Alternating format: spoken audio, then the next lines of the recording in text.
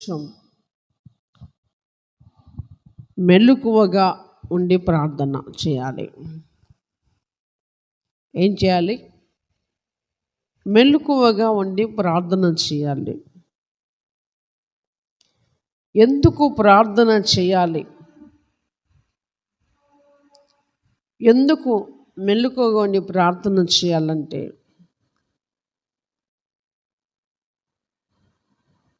ప్రతి దినం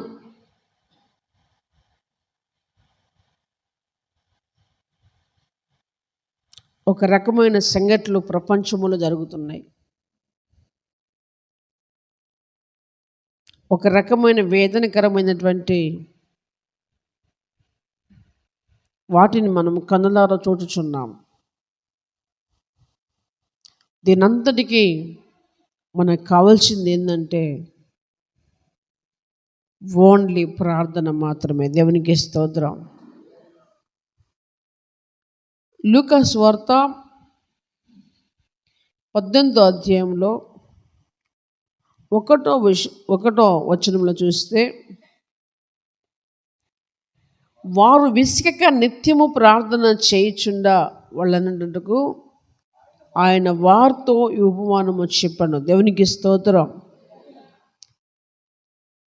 ఎలా చేయాలంటే ప్రార్థన? విసుకక ప్రార్థన చేయాలి. ప్రతి ఆరాధకునికి, ప్రతి భక్తునికి వచ్చినటువంటి కష్టం ఇదే, శ్రమ ఇదే. ఎంతసేపైనా పాటలు పాడగలరు, ఎంతసేపైనా వాక్యం వినగలరు, ఎంతసేపైనా ముజి కొట్టగలరు. కానీ ప్రార్థన చేసే కాడ మాత్రం కుదించబడుతుంది.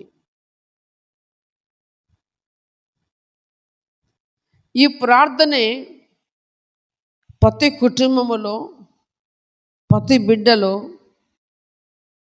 దోహద కార్యాలు చేస్తుంది. దేవునికి స్తోత్రం. ప్రతి భక్తునికి ఈ ప్రార్థన చాలా విలువైంది, విలువ తెచ్చేది, ఘనత తెచ్చేది, కష్టాలను పోగొట్టేది, సమస్యలను పోగొట్టేది, వేదనలను తొలగించేది, మనం అనుకున్నది సాధించేది, మన ప్రతి పని మరి విఫలం కాకుండా సఫలం అవటానికి అన్నిటికీ సహకారంగా ఉండేది కేవలము ఓన్లీ ఒక ప్రార్థన. దేవునికి స్తోత్రం. కాబట్టి ప్రియులారా, ప్రార్థన అనగానే చాలామంది విసుక్కుంటారు. చాలామంది ప్రార్థన చేయటము కూడా రాదు.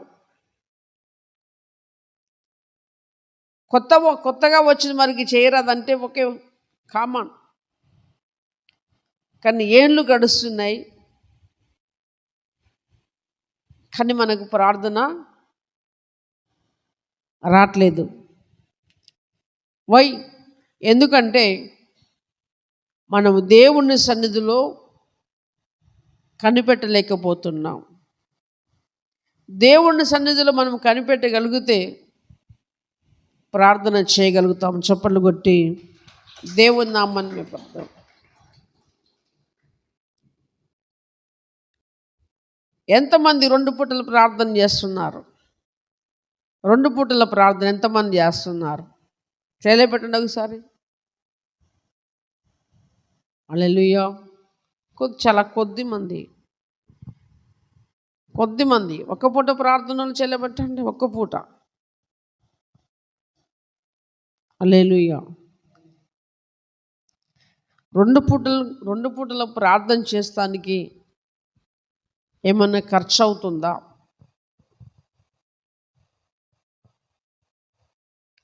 ఏమన్నా వ్యయం చెల్లిస్తున్నామా? డబ్బులు చెల్లిస్తున్నామా? మనం ఎన్ని పూటలు భోజనం చేస్తున్నాం? ఎన్ని పూటలు భోజనం చేస్తున్నామండి? హల్లెలూయా. ప్రార్థన ఒక ఒక ఒక పూట 2 పూటలు. దేవునికి స్తోత్రం. దావీదు దినమునకు ఎన్నిసార్లు ప్రార్థన చేసేవారు? హల్లెలూయా. దావీదు దినమునకు ఎన్నిసార్లు ప్రార్థన చేసేవారు?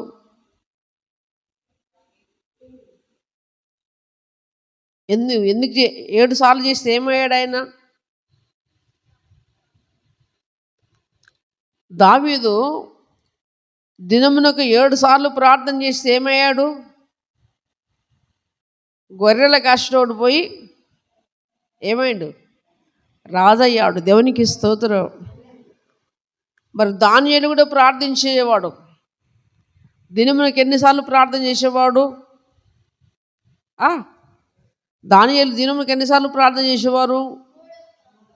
3 సార్లు ప్రార్థన చేసేవాడు. దేవునికి స్తోత్రం. బోన్లో వేసి సింహమును వదిలిపెడితే ఆయన ప్రార్థన ముందు సింహము నోళ్ళు ముయ్యబడ్డాయి. చప్పట్లు కొట్టి దేవుడి నామాన్ని పడ్డాడు. చట్టం వ్యతిరేకంగా నిర్మించి తనను చంపివేదను దురుద్దేశంతో ఉన్నప్పుడు మరి అతని ప్రార్థన బోనులో సింహము నోళ్ళనే మూయగలిగింది. దేవునికి స్తోత్రం. అవును, శత్రువు అనేవాడు ఎప్పుడు సమీపంగానే ఉంటాడు, దూరంగా ఉండడు.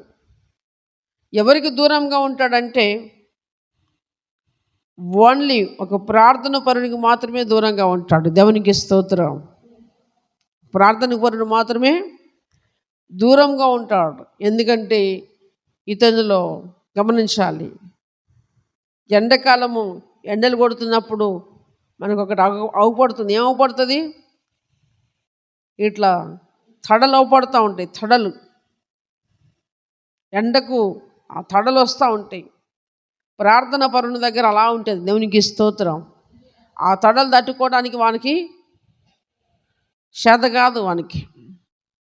కాబట్టి క్రీస్తునందు ప్రియమైన వాళ్ళరా, ఈరోజు మనం నేర్చుకోవాల్సిన విషయం ఏంటంటే నిత్యము ప్రార్థన చేయాలి. ప్రభు చెప్తున్న మాట, నిత్యము ప్రార్థన చేసేవారముగా ఉండాలి. దేవునికి స్తోత్రం. అప్పుడు మనం అడిగిన దానికి 10 దానికి సమాధానం ఇస్తాడు.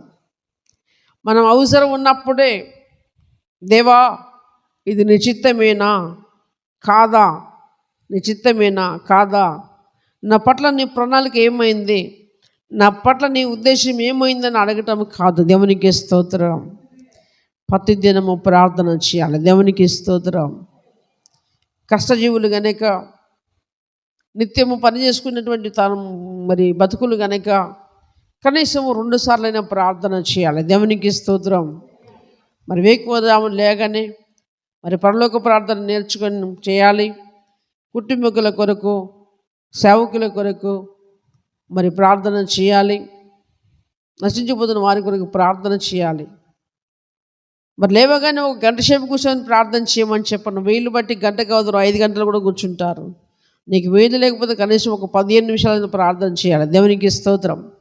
ఒక 10 నిమిషాలైనా ప్రార్థన నేర్చుకోవాలి. ఫస్ట్ అలవాటు పడాలి. మనం అలవాటు పడితే ఆటోమేటిక్గా మన ప్రార్థన సమయము పెరిగిపోతుంది. ఒక్కసారి గంట సేపు చేయంటే ఎవరు రానోడు ఏం లేదు.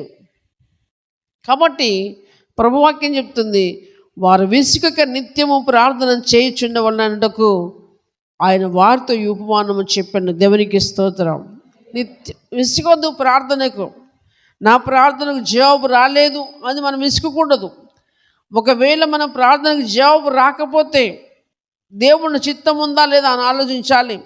ఇంతవరకు నా ప్రార్థనకు జవాబు రావడానికి కారణం ఏంటి? నాలో ఏదైనా లోపం ఉన్నదా, నాలో ఏదైనా బలహీనత ఉందా, నాలో ఏదైనా సమస్య ఉందా, అది సరి చేసుకోవడానికి ఇష్టపడాలి. దేవునికి స్తోత్రం. ఒకవేళ నీకు నీ భక్తి అంత కరెక్ట్ అనిపించినప్పటికీ ఆలస్యం అవుతుందంటే నువ్వు అడిగిన దానికంటే దేవుడు గొప్ప బహుమానం నీకు ఇవ్వబోతున్నాను ఆశతో ఎదురు చూస్తూ ప్రార్థించాలి. దేవునికి స్తోత్రం. ఏం చేయాలి? విసుగుగా ప్రార్థన చేయాలి, నిత్యము ప్రార్థన చేయాలి. మన శరీరానికి ఆహారం ఎలాగ అవసరమో మన ఆత్మకు కూడా ప్రార్థన అంతగా అవసరము. దేవునికి స్తోత్రం. ప్రార్థన దోహద కార్యాలను చేస్తుంది, అద్భుత కార్యాలను చేస్తుంది. క్రీస్తునందు ప్రియులారా, ప్రార్థన చాలా విలువైంది. దేవునికి స్తోత్రం. వాక్యం చెప్పేవారు స్టేజ్ మీద అవపడతారు, పాటలు పాడేవారు స్టేజ్ మీద అవపడతారు, కానీ ప్రార్థన చేసేవారు మాత్రం ఎవరికి అవపడతారు? ప్రార్థన చేసేవారు డైరెక్ట్ దేవునికి అవపడతారు.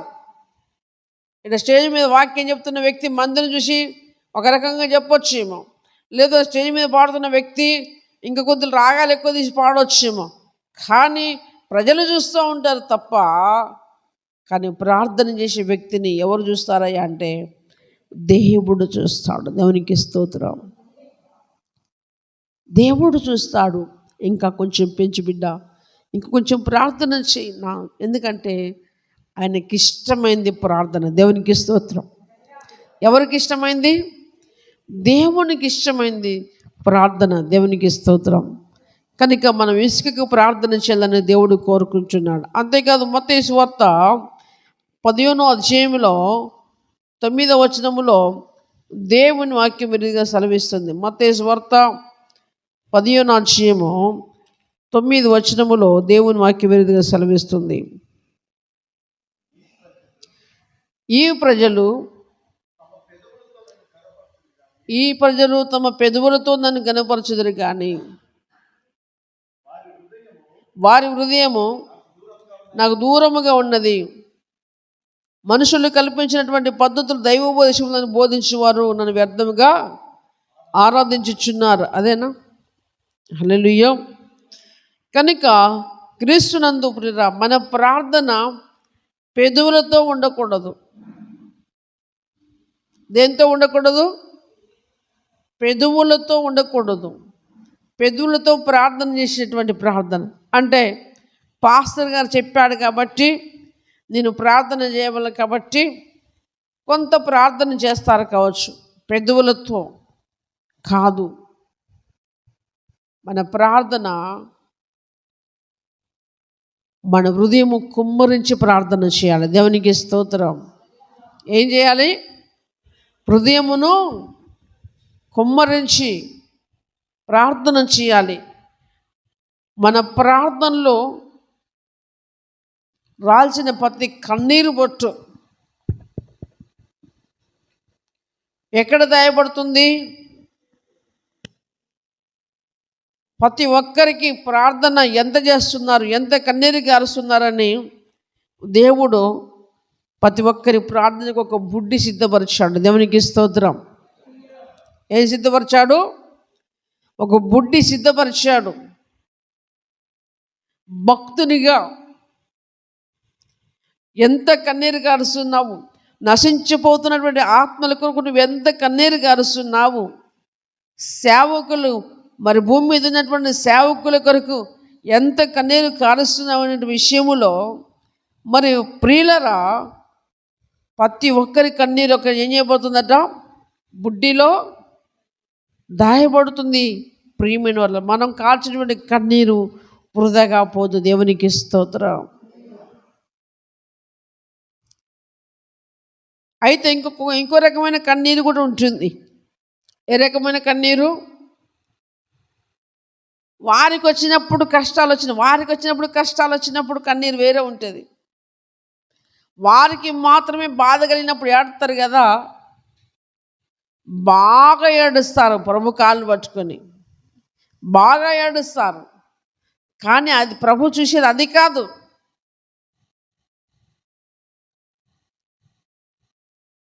ప్రభు చూసేటువంటి కన్నీరు అది కాదు.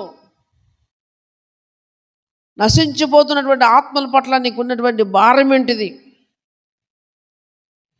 నశించిపోతున్నటువంటి నీ కుటుంబీకుల పట్ల, నీ రక్త సంబంధుల పట్ల, నీ బంధుమిత్రుల పట్ల నీకున్నటువంటి భారం ఏంటిది? ఎంతగా వారిని బట్టి నువ్వు కన్నీరు కారుస్తున్నావు అనేది పిల్లరా అది చూస్తాడు. దేవునికి స్తోత్రం. ఎందుకంటే ఎవరైనా ఆటోమేటిక్గా ఏదైనా బాధ వచ్చిందంటే మనిషి చేయవలసింది ఏంటంటే ఒక కన్నీరు కార్చడం మాత్రమే మనిషికి వస్తుంది. ఎంతదైనా ఏ సమస్య వచ్చినా ఎంత కఠోరమైన వచ్చినా మనిషికి మిగిలేది ఏం బాట? కన్నీరు మాత్రమే. క్రీస్తునందు ప్రియమైన వాళ్ళరా, మరి ప్రార్థనలు మనము పోరాడే వారముగా ఉండాలి. దేవునికి స్తోత్రం. ప్రార్థనలో మనం పోరాడే వారముగా ఉండాలి. దేనితో చేయదు ప్రార్థన? పెదవులతో చేయదు ప్రార్థన. పెదవులతో నన్ను ఘనపరచుదురు, కానీ వారి హృదయం నాకు దూరముగా ఉన్నది. మన హృదయం ఆయన ఎదుట పెట్టాలి. అలా మెలకువగలిగి మనం ప్రార్థన చేసినప్పుడు, హృదయాంతరంగం నుంచి ప్రార్థన చేసినప్పుడు ఆ ప్రార్థనకు దేవుడు జవాబిస్తాడు. దేవునికి స్తోత్రం. హల్లెలూయా. ఎన్నోసార్లు మన ప్రార్థనలకు జవాబు ఇచ్చాడు. చేయలేబట్టండి. ఎన్నోసార్లు మన ప్రార్థనలకు దేవుడు జవాబు ఇచ్చాడు. కానీ ఈరోజు మళ్ళీ బాధ వస్తే మనం ఎక్కడో దేవుడు ఆడుతుంటాం, ఎటువైపో చూస్తూ ఉంటాం.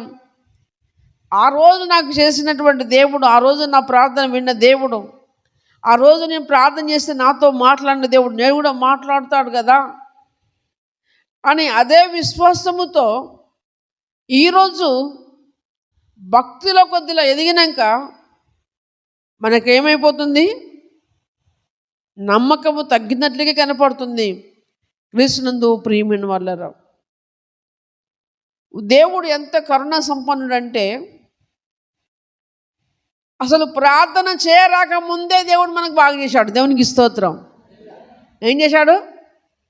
ప్రార్థన అంటే ఎట్లుంటుందో తెలియక ముందే, రాకముందే దేవుడు మనకేం చేశాడు? మేలు చేశాడు, స్వస్థపరిచాడు, విడుదలనిచ్చాడు, నెమ్మదినిచ్చాడు. మొదట్లో ఎవరికైనా ప్రార్థన చేయొద్దండి? చేయరాదు. ఒక 2-3 వారాలనే దేవుడు మన బ్రతుకులకు ఏం చేశాడు? మేలు చేశాడు. దేవునికి స్తోత్రం.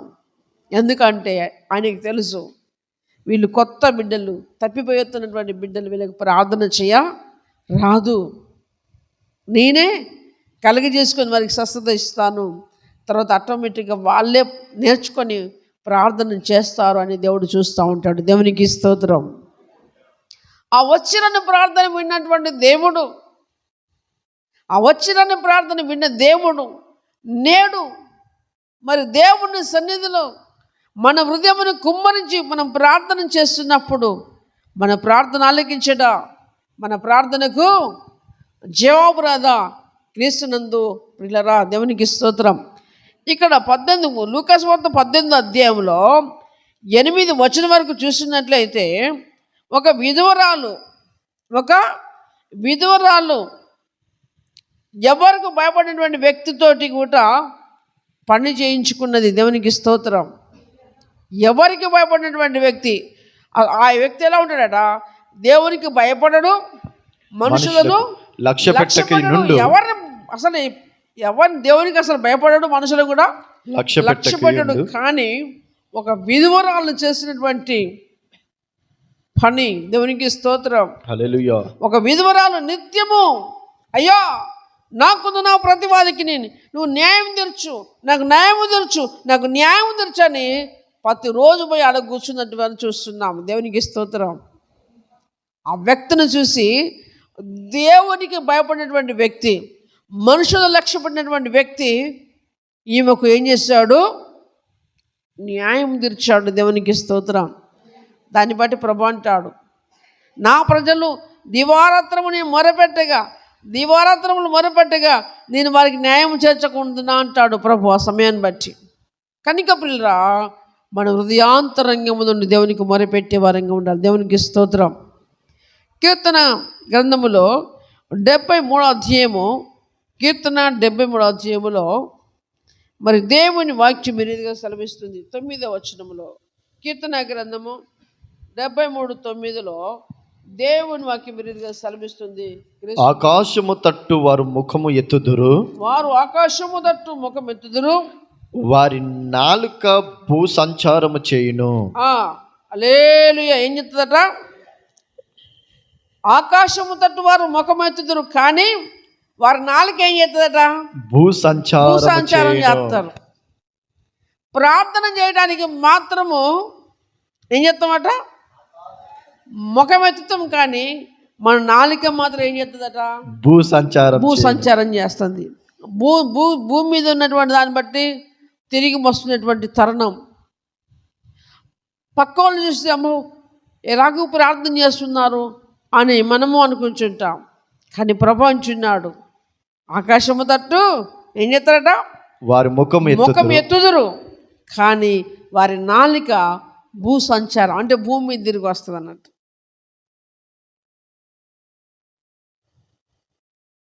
కాబట్టి క్రీస్తునందు ప్రియమైన వాళ్ళరా, ప్రార్థనలో ఒక మెలకు అవసరం. దేవునికి స్తోత్రం. ఏమవసరం? మెలకు అవసరం. ప్రార్థన చేయడానికి అందరూ మోకరిస్తారు. ప్రార్థన స్టార్ట్ కాగానే స్తోత్రము స్తోత్రము స్తోత్రము స్తోత్రము స్తోత్రము చేస్తూనే ఉంటాం. మన ఆలోచన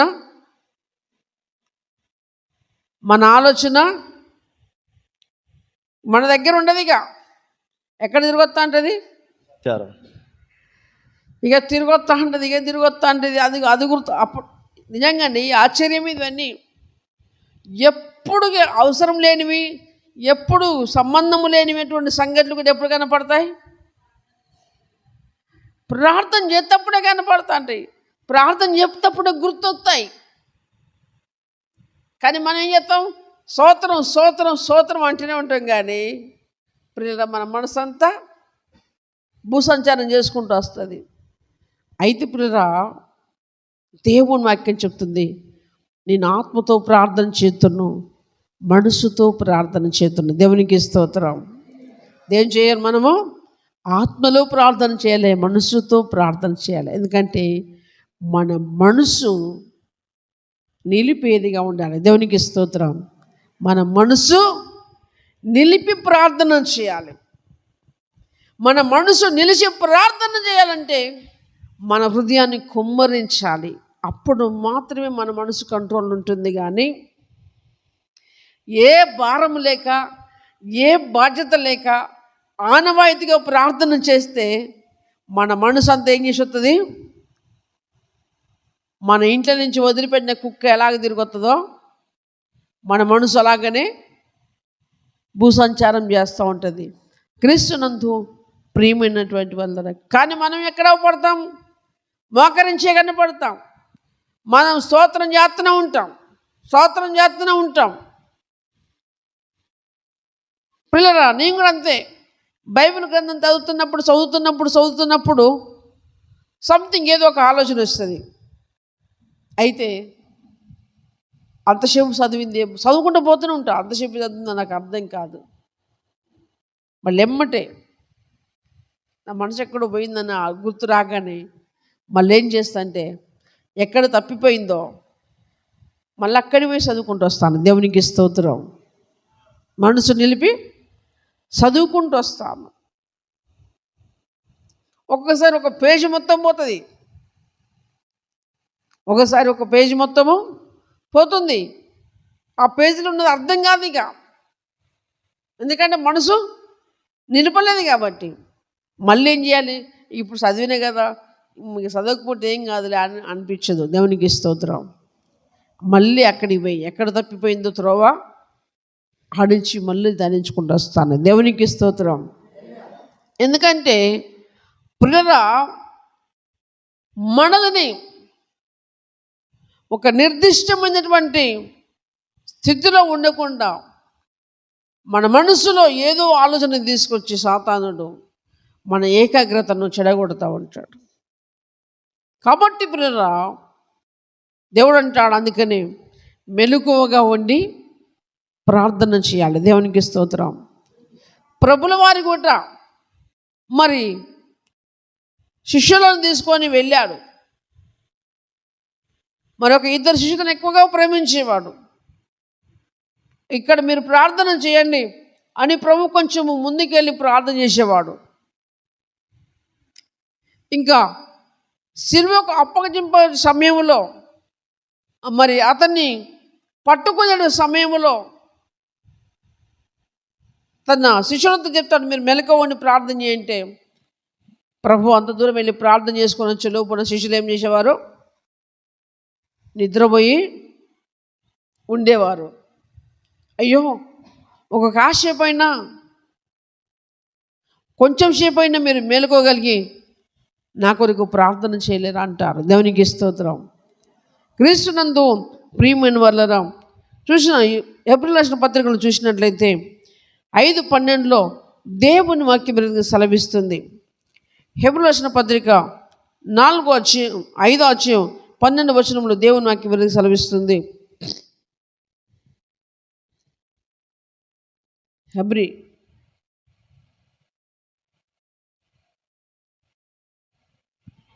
హల్లెలూయా. ఎందుకనగా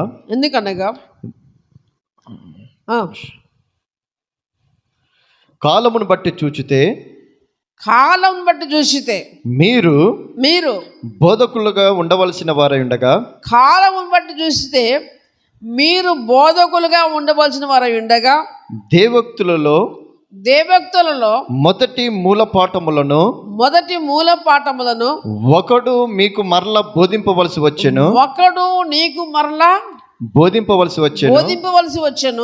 మీరు పాలు త్రాగవలసిన వారే గాని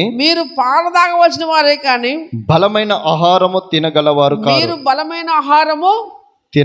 కారు. ఎలా ఉండాలట?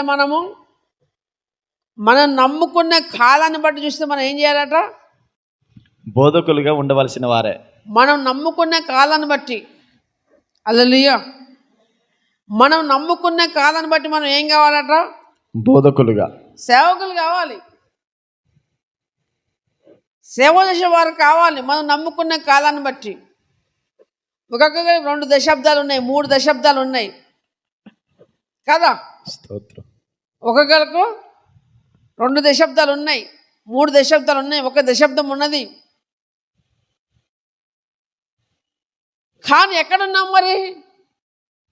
మనం నమ్ముకున్నటువంటి కాలాన్ని బట్టి చూస్తే మనమే సేవకులం కావాలి. దేవునికి స్తోత్రం.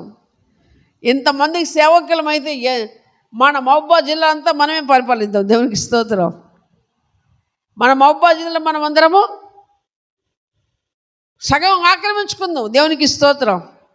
దేని బట్టి? సేవకులమైన దాన్ని బట్టి.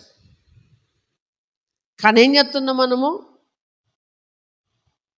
ఎక్కడున్నామో అక్కడే ఉంటున్నాం. ఈరోజు నాటికి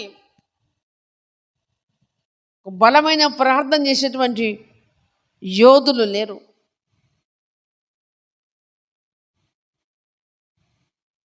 కన్నీరు గార్చి ప్రార్థన చేసేవారు హరదు.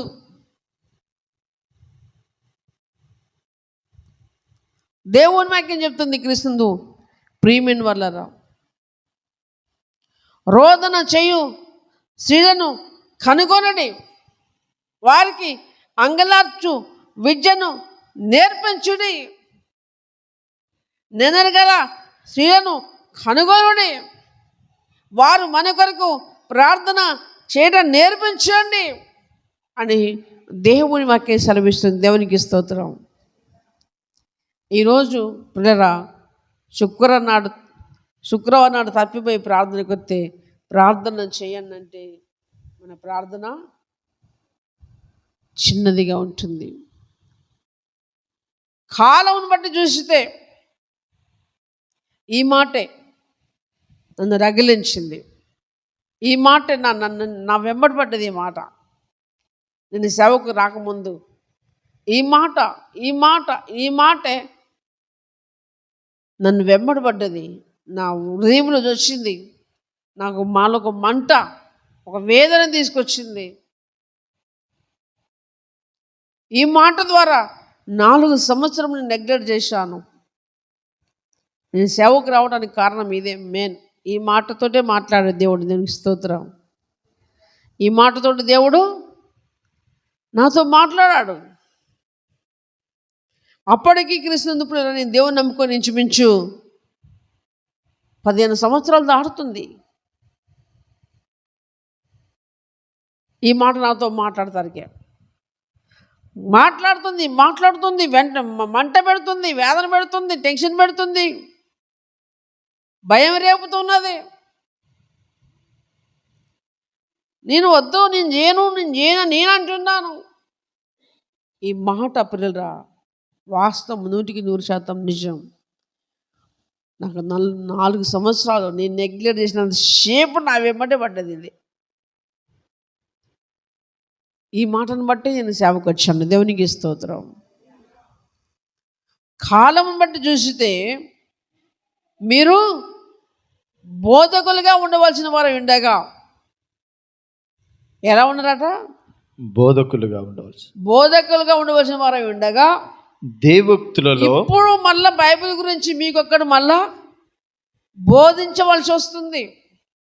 మీరే నమ్మిన కాంచి మొదలు పెడితే మీరే దేవుని వాక్యాన్ని బోధించగలిగినటువంటి స్థాయిలోనికి రావాల్సినటువంటి భక్తులైనటువంటి మీరు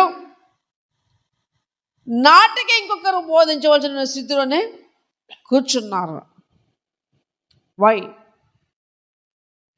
ఎందుకంటే పిల్లరా ఒక పట్టుదల లేదు, ఒక కృషి లేదు,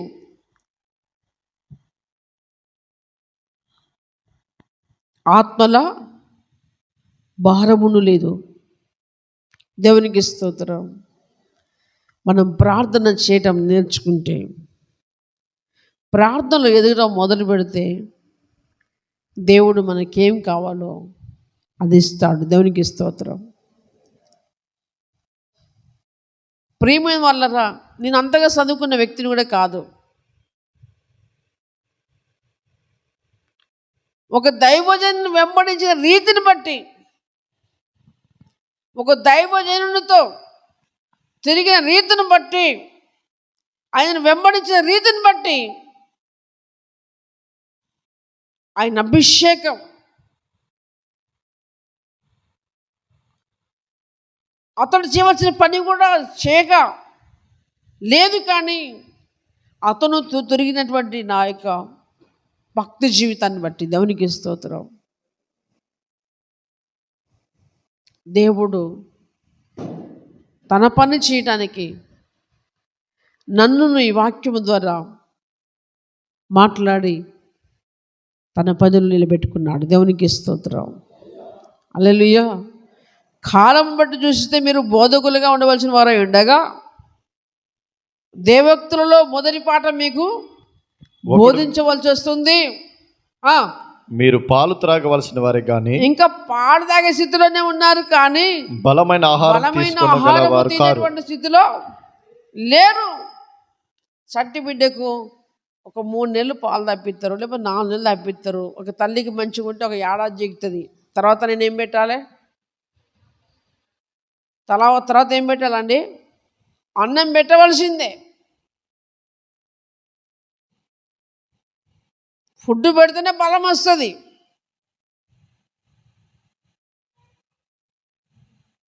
క్రమేపీ ఆ బిడ్డడు ఫుడ్ తినడం మొదలుపెట్టినప్పుడు, ఆహారం తినడం మొదలుపెట్టినప్పుడు వృద్ధిలోనికి వస్తూ ఉంటాడు, ఎదుగుతూ ఉంటాడు, బలపరచబడుతూ ఉంటాడు. అయితే విశ్వాసములో, భక్తి జీవితంలో మనం ఎక్కడ ఉన్నమాట? పాలు తాగే స్థానములోనే మనం ఉన్నాం. బలమైన ఆహారము తినే స్థాయికి మనము రాలేదని దేవుని వాక్యం సెలవిస్తుంది. దేన్ని బట్టి? ప్రార్థన మనము చేయకపోవటాన్ని బట్టి. దేవునికి స్తోత్రం. ప్రార్థన మనకెంతో అవసరం. ప్రార్థనే దేవుని సన్నిధిలో ఒక ధూపముగా వెళుతుంది. దేవునికి స్తోత్రం. ఆ రోజులలో దేవుని మందిరములో ధూపం వేసేవారు. ఏం వేసేవారు? ధర్మశాస్త్ర ప్రకారము ధూపం. ఏం లేదు, యాజకుడు నిత్యం ఆడు ఉండేవాడు. ఊకే ధూపం వేస్తే సాంబ్రాణి వేస్తూ ధూపం లేపేవాడు. కానీ ఇప్పుడు పిల్లరా వేయవలసింది సాంబ్రాణి కాదు, సాంబ్రాణి పొగ కాదు, ప్రార్థన ధూపం వేయాలి. దేవునికి స్తోత్రం. ప్రార్థన ధూపం వేయాలి. ప్రార్థన ధూపం వేయాలి. ఒక భక్తుడు పాడబడ్డాడు, ఆవిరి బయలైనా ప్రార్థన లేచి అమరుడని పాదంబులు తాకి ఆశలు తీర్చడి వానగా మారి ఆత్మల కురియుమయ్యా ప్రార్థన నేర్పుమయ్యా యేసు ప్రభో ప్రార్థన నేర్పుమయ్యా. దేవునికి స్తోత్రం. ప్రార్థన అనేది చాలా విలువైంది. దేవునికి స్తోత్రం. ఇక మత్తయి సువార్తలో చూసినట్లయితే 26వ అధ్యాయము 41లో, మత్తయి సువార్త 26:41లో దేవుని వాక్యం సెలవిస్తుంది, మీరు శోధనలో ప్రవేశించకున్నట్లు మెలకువగా ఉండి ప్రార్థన చేయుడి. ఆత్మసిద్ధమే గాని శరీరము బలహీనము. ఎందుకు ప్రార్థన చేయాలి? ఎందుకు మెలకువగా ప్రార్థన చేయాలంటే శోధనలో పడకుండా, శోధనలో ప్రవేశించకుండా మెలకువగా ప్రార్థన చేయండి. ఆత్మ సిద్ధమే కానీ ఏం చేస్తుంది? శరీరము బలహీనము. చేయాలని ఆత్మ ప్రేరేపణ ఉంటుంది, కానీ చేద్దామని కూసాగానే మన శరీరము బలహీనముతో ఉంటుంది. ప్రియమైన వల్ల శోధనలో పడకుండా ఉండాలంటే మనం ఏం చేయాలట? మెలకువ కలిగి ప్రార్థన చేసే వారముగా ఉండాలి. దేవునికి స్తోత్రం. ఎలా ప్రార్థన చేయాలి? ఒకవేళ మీకు ఏమైనా డౌట్ వస్తుందేమో, అయ్యా మెలకువ అంటున్నారు, మరి నిద్రపోకుండా ప్రార్థన చేయాలని డౌట్ వస్తుందేమో. మెలకువ అంటే నిద్రపోకుండా కాదండి పిల్లరా. హల్లెలూయా. మెలకువ అంటే నిద్రపోకుండా కాదు, ప్రతి సమయమును ఆలోచించాలి. మొన్నటి దినములో ఇంచుమించు 10 రోజులు అవుతుందా, అమెరికాలోనే కదా, అమెరికాలో కాలిపోయినటువంటి ఒక ప్రాంతములో ఒక గొప్ప అగ్ని, ఒక మంచి ఉన్నతమైన సిటీ, మంచి ఉన్నతమైనటువంటి స్థితి 2 రోజుల ముందో 3 రోజుల ముందు, దానికంటే ముందు సువార్త చెప్తుంటే ఎగతాళి చేసినటువంటి పట్టణం అది.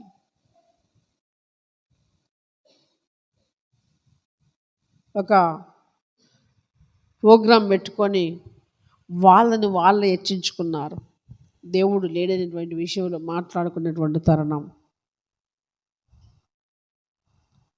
ప్రియులారా, వారికి విలువైంది మొత్తము, విలువైనటువంటి పట్టణం, అటు కోతులు వస్తాను ఎవరన్నా పైకి, విలువైనటువంటి పట్టణం మొత్తము ఏమైంది తెలుసా? బ్లాస్ట్ అయిపోయింది, కాలిపోయి మొత్తము బూడిదైపోయింది. ప్రియమైన వల్లరా, ఎప్పుడు ఏమి జరుగుతుందో తెలియని రోజులలో మనమున్నాం. ప్రియమైన వల్ల ఎప్పుడు ఏం జరుగుతుందో తెలియని రోజులలో మనం ఉన్నాం కనుక ప్రియరా, మన ప్రార్థనే మనల్ని రక్షిస్తుంది. దేవునికి స్తోత్రం. నీ ప్రార్థనే నీ ఇంటిని రక్షిస్తుంది. నీ ప్రార్థన నీ కుటుంబానికి క్షేమం తీసుకొస్తుంది. నీ ప్రార్థన నీ బంధుమిత్రులకు రక్షణ తీసుకొస్తుంది. నీ ప్రార్థనే నీ చుట్టుపక్కల వారికి మేలు తీసుకొస్తుంది. ప్రార్థన చేయు, సిద్ధంగా ఉండాలి ప్రియమైనటువంటి వాళ్ళరా. అంతేకాదు యోబు గ్రంథం 11వ అధ్యాయములో, యోబు గ్రంథం 11వ అధ్యాయములో 13వ వచనంలో దేవుని వాక్యం వెలుగు సెలవిస్తుంది. నీవు నీ మనసును తిన్నగా నిలిపిన ఎడల, నీవు నీ మనసును తిన్నగా నిలిపిన ఎడల, నీ చేతులు ఆయన వైపు చాపిన ఎడల, నీ మనసును నువ్వు చిన్నగా అంత 13లో 11లో 13 ఓకేనా. నీవు నీ మనసును తిన్నగా నిలిపిన ఎడల, నీ చేతులు ఆయన వైపు చాచిన ఎడల, దేవునికి స్తోత్రం. హల్లెలూయా. ఏం చేయాలి? మన మనసును చిన్నగా నిలపాలి. ఇప్పుడు కీర్తన గ్రంథంలో ఏం నేర్చుకున్నాం? మనం మోకరిస్తున్నాం, సిద్ధపడుతున్నాం, కానీ మన మనసు ఏం చేస్తుంది? భూసంచారం చేస్తుంది.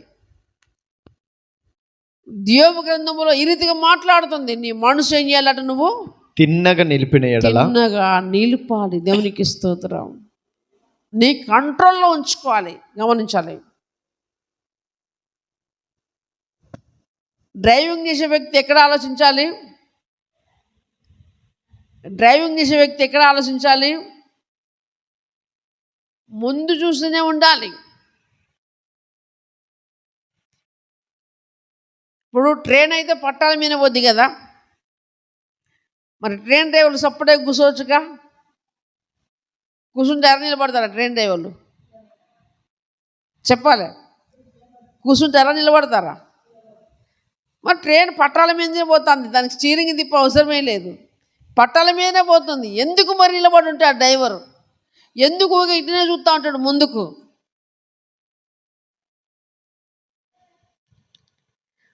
పిల్లరా, ఆ ట్రాక్ బట్టి కొన్ని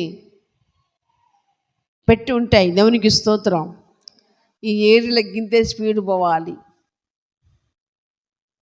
అది కనిపెట్టుకోవాలి వాళ్ళు. ఈ ఏరియాలో బోర్డులు ఉంటాయి కదా, లైన్ బట్టి బోర్డులు అవ్వడి అయ్యే ఈ ఏరియాలో గింతే స్పీడ్ పోదని పెట్టి ఉంటాయి.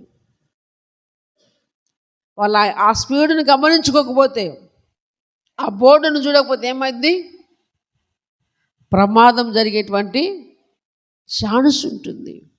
సిగ్నల్సే కాదు, ఓన్లీ సిగ్నల్ చూస్తే మాత్రమే కాదు, సైడ్ బోర్డులు ఉంటాయి. ఆ బోర్డులను వారు గమనిస్తూ వెళ్ళాలి. అయితేనే ముందున్న ప్రమాదము. ఇప్పుడు ఒక కిలోమీటర్ ముందు వర్క్ జరుగుతూ ఉంది. కిలోమీటర్ ముందు వర్క్ జరిగితే ఈ కిలోమీటర్ దగ్గరనే బోర్డు వస్తుంది. ఈ బోర్డును చూసుకొని అక్కడికి వెళ్ళే లోపల బండి స్లో అయిపోవాలి, కంట్రోల్ అయిపోవాలి. అలాగనే క్రీస్తునందు ప్రియమైన వల్లరా మన మనసును ఏం చేయాలి? మనము చిన్నగా నిలిపితే, మన చేతులు ఎవరి వైపు చాపాలట? ఆయన వైపు చాపిన ఎడల. పిల్లరా, ఇంక కింద మాట చెప్తే, పాపము నీ చేతిలో ఉండి చూసి నువ్వు దాన్ని విడిచిన ఎడల, నీ గుడారములో నీ దుర్మార్గత నువ్వు కొట్టివేసిన ఎడల, నిశ్చయముగా నువ్వు నిర్దోషివై సంతోషించదవు. దేవునికి స్తోత్రం. ప్రార్థన చేస్తున్నప్పుడు ఏమి గమనించాలి? మనసు నిలపాలి. మనసు నిలబడినప్పుడు మనలో తప్పిదములు కనపడుతూ ఉంటాయి. మనం ప్రార్థన చేస్తున్నప్పుడు మనలో తప్పిదములు కనపడుతూ ఉంటాయి. పాపము నీ చేతిలో చూసి నువ్వు దాన్ని ఏం చేయాలి? విడిచిపెట్టాలి. అంతేకాదు, నీ గుడారములోని దుర్మార్గత నువ్వు కొట్టివేసిన యెడల నువ్వేమైపోతావు?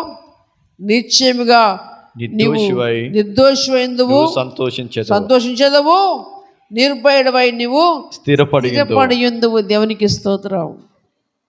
ప్రార్థన చేసినప్పుడు మన మనసు నిలిపే వారంగా ఉండాలని మరి దేవుడు ఈ రీతిగా మాట్లాడుతున్నాడు. చివరిగా మత్తయి సువార్త 6వ అధ్యాయము 6వ వచనములో దేవుని వాక్యం ఈ రీతిగా సెలవిస్తుంది. మత్తయి సువార్త 6వ అధ్యాయం 6వ వచనములో,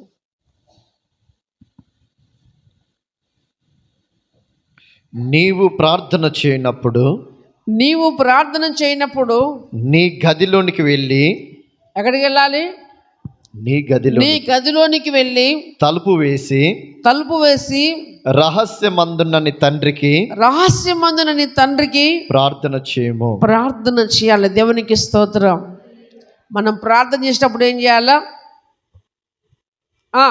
నీ గదిలోనికి వెళ్ళి, మన ప్రార్థనకంటూ ఒక గది ఉండాలి. దేవునికి స్తోత్రం. హల్లెలూయా. ప్రార్థనకంటూ ఒక గది ఉండాలి. దాన్ని ఏం చేయాలి? అందులోకి వెళ్ళినప్పుడు తలుపు వేయాలి. దేవునికి స్తోత్రం. అయితే ఒకవేళ మన ఇంటి తలుపు వేస్తామేమో కానీ మన హృదయానికి తలుపు వేయము. ఎందుకంటే మనసు నిలిపితే తలుపు పడుతుంది. దేవునికి స్తోత్రం. మనసు నిలిపితే తలుపు పడుతుంది. ఇప్పుడు అన్ని బిల్డింగులలో ఏమి కనపడుతున్నాయి? ఇదానికి స్టైల్లో వేరుండే అన్ని బిల్డింగులలో, కొత్త బిల్డింగులలో ఏం కనపడుతున్నాయి? ఒక స్థానం కనపడుతుంది. దేవునికంటూ ఒక చిన్న గది, పూజా గది కనపడుతుంది సమాజంలో. మరి ప్రియులారా, మనకు ప్రార్థన గది అవసరం. దేవునికి స్తోత్రం. ఏమవసరం? ప్రార్థన గది అవసరం. ప్రార్థన చేసేటప్పుడు ప్రియమైన సాధ్యమైనంత వరకు కుటుంబీకులందరూ కూడా ప్రార్థనలో కూర్చోవాలి. కుటుంబీకులందరూ ఎందుకు ప్రార్థనలో కూర్చోవాలంటే అది కుటుంబ ప్రార్థనలోకి వస్తుంది. ఇక మిగతా ఎవరేం పని చేయరు. ఇక ఇంట్లో ఏం సప్పుడు వినపడదు. ఇక టీవీ సప్పుడు వినపడదు, బోల బెత్తల సప్పుడు వినపడదు, ఏ సప్పుడు వినపడదు. అప్పుడు ప్రియరా, మనము దేవుని సన్నిధిలో కూర్చొని రహస్యమందు చూసినటువంటి దేవునికి మనం ప్రార్థన చేయగలము. దేవునికి స్తోత్రం. అయితే మన ఇంట్లో జరిగేటువంటి విషయం ఏంటంటే, మనసారం ప్రార్థనకి రాడు.